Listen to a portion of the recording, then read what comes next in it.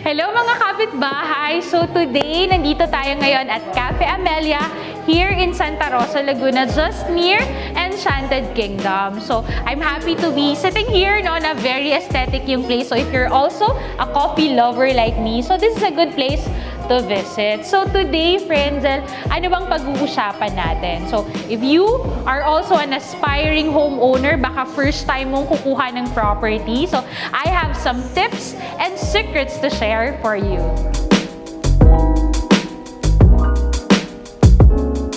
Just like anything, no, or any decision making na gagawin mo, of course, I want you to enjoy it and not stress about it.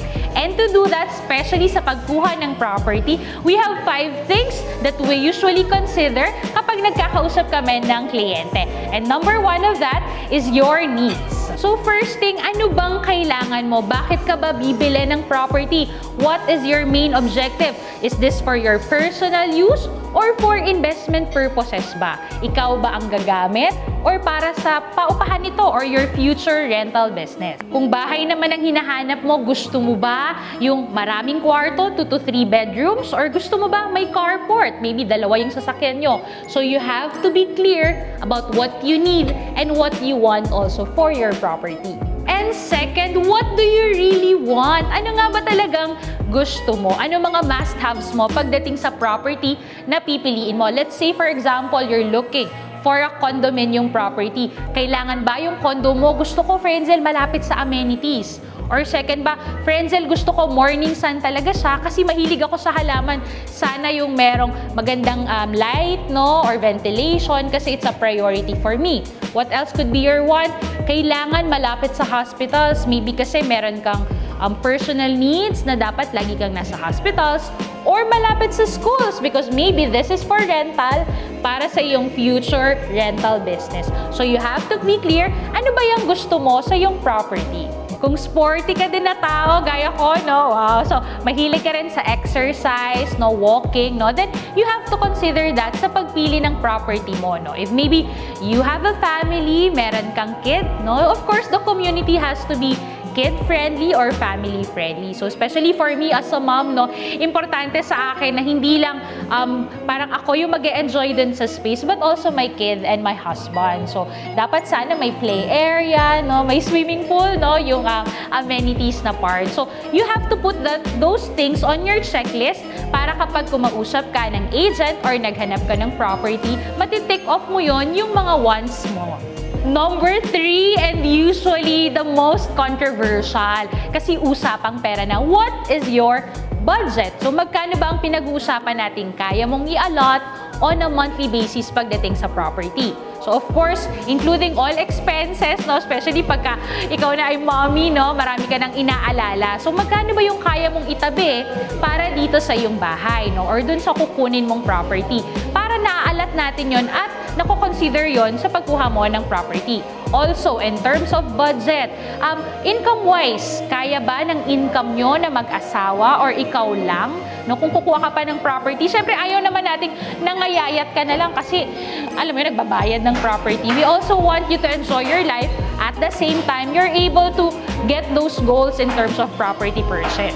Also, in addition, baka meron kang natatabing savings, no, yung mag-asawa or ikaw mismo na pwede mong maalat dito sa property na gusto mong kunin. No? Usually kasi guys, in terms of property purchase, malaking bagay or malaking tulong kapag meron din tayong naibibigay na spot payment or lump sum money. Kasi dito tayo nakakakuha ng mga discounts, no? So, favorite natin yan, no? So, kung meron ka lang din namang savings at hindi masakit na galawin yon, no? So, you could do that for the property na kukunin mo. Pero kung wala naman, at least you have the options to do it on a staggered payment or installment. So, kung ano yung maluwag para sa'yo. So, that's the important part why you have to think of your budget or ano ba yung kakayanan mo, no, to finance this property na kukunin mo.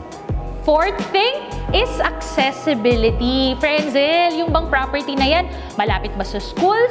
Malapit ba yan sa mga highways? Malapit ba yan sa mga commute-friendly na mga areas, no? So usually, that's a very big thing you have to consider, especially dun sa mga working parents or working individuals, lalo kung work on site, no? Kasi hindi ka naman laging nasa bahay. So, kung wala kang sasakyan, it's very important to consider your daily lifestyle. Ano bang itsura ng day-to-day basis mo? So, kung pumapasok ka sa work, you have to consider yung kukunin mong property, dapat able ka na makapag-commute or makapag-drive. So, usually, malapit ba yan sa expressways, no? Malapit ba yan sa mga exits, no? Very accessible ba yung area? So, you have to check those things sa pagkuha mo ng property.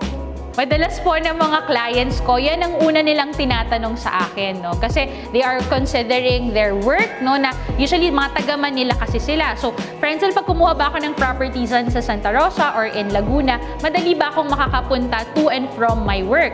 May mga available bang sakayan, no? And in fairness naman, at least dito sa area natin, no? We are really accessible. Santa Rosa has a lot of terminals going to and from Manila and even outskirts pa ng Laguna, no? So, kahit pa sa mga ibang lugar. So, yun naman ang kinagandahan sa area. So, good thing na dapat ma-check mo yan or maitatanong mo. So, you have to be familiar of the property you are getting. So, kung ikaw naman ay kagaya ko ngang mahilig sa coffee, no? So, hindi natatapos ang araw na walang iniinom na kape, then maybe you have to consider if the property you're looking for are near cafes, no? Or yung mga establishments, malls, kung saan ma-enjoy mo rin yung mga leisure moments mo or me time mo. If you're looking for a place naman to rent, no? And ang target market mo are students, of course, it has to be near schools, it has to be near mga areas kung saan puntahin ng mga estudyante or ng target market mo. As per me, as a mom, no, excited ako na dun sa mga susunod na properties na pag-iinvestan ko.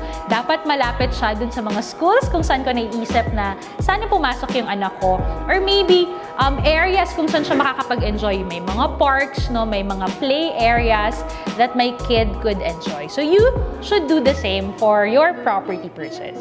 And number 5, no, usually we ask ourselves, ano bang timeline ko? Nagmamadali ba akong malipatan to? Or hindi naman, I'm willing to wait, no? So, it's very important to get that clarity in terms of timeline dun sa property kukunin mo. Especially if it's for your end use, no? So, nagre-renta ka ba ngayon? Pinapaalis ka na ba dun sa house na tinutuluyan nyo? Then maybe, it's in for immediate use. Pero kung hindi naman willing to wait, then you could make good use of your time na at least yon minimal lang yung binabayaran mo, no? Then later on, makikita mo na yung sarili mong property. Common problem sa ating mga clients, no, or yung mga nakakausap natin is nagmamadali sila pero hindi naman kinakaya ng budget nila. So ito kasing mga 5 considerations na nabanggit ko, usually nagbabanggaan ito as to your priority. Usually timeline and budget, hindi sila nagmamatch, no? While I want, Frenzel, sana na gusto ko nang tumira, no, doon sa bahay. Kaso, wala sa budget kong magbayad ng buo para malipatan ko siya agad. Then you have to compromise, no? So, acknowledge your timeline, acknowledge your capacity to pay. Pili ka, ano yung mas priority mo between these options, no? And that's okay, no? Kung hindi pa talaga kaya sa ngayon na maglagay ng malaking pera, then dito tayo bumawi na lang sa timeline. O sige, antayin na lang natin hanggang mabuo na yung property, at least ngayon installment basis lang, no? So, don't be pressured by the people out there, no, sa mga noises around. Importante ikaw, ano yung kaya mong panindigan, ano yung mag-work for your priorities. Again, let's recap, no, para hindi nyo makalimutan. So, in considering for first-time home buyers, number 1, what are your needs? What are your wants? Accessibility of that property, what is your budget, no? And of course, your timeline also. So, kapag alam mo na itong mga bagay na to, then you're ready to start your home buying experience, no? So, ako lang, a little tip for everyone, no? Itong 5 to, no, these are just considerations, no? But at the end of the day, ikaw pa rin ang mas nakakaalam alin dito sa 5 to ang priorities mo. Kami, as your agents, no, as your guide and help dito sa real estate industry, no, while we want to give you lahat yan, i-check natin sana, no, pero hindi kasi laging ganun ang nangyayari, no. So as much as we want all these 5 things to be perfectly fit dun sa property na i-recommend namin sa inyo, I hope you're also flexible enough na kung hindi man, baka meron ka lang talagang top 3 priorities or top 2 priorities. At the end of the day, ang pinaka dulo pa rin naman ito is what is your big why? no, bakit ka ba bibili ng property, no? Lagi ka lang babalik doon para ano't ano mang mangyari na may hindi makonsider dito sa 5 mo, no? Babalik ka lang sa intention mo, para saan nga ba ako ulit kumukuha ng property? Ako ba ay kumukuha ng property for my family's use kasi gusto na talaga namin lumipat or hindi pa naman, no? Or budget ba talaga ang importante sa'yo, no? Through that, mas streamline mo ano muna talaga ang kailangan kong simulan. No, ayokong ma-stagnant ka, ma-overwhelm ka with all these things na iniisip mo. Ang pinaka-importante sa lahat, nakakapagsimula po tayo. So muli, these are just guides, no? And I hope ma-enjoy mo yung iyong real estate journey. And if in case you need help, no, para mas mahimay-himay itong mga bagay na ito dahil gusto mo na rin makapagsimula, please don't forget, no, to top me. No, I'll be very happy to help you. So again, I'm Frenzel Paz, your friendly kapitbahay from Finest Properties, saying na you are capable to get your own home basta sisimulan mo lang. I hope you also like this video, and if yes, don't forget to hit like, subscribe, and hit that notification bell para lagi kang makakuha ng mga bagong informations and updates dito sa South, plus tips from your friendly kapitbahay. See you soon! Thank you!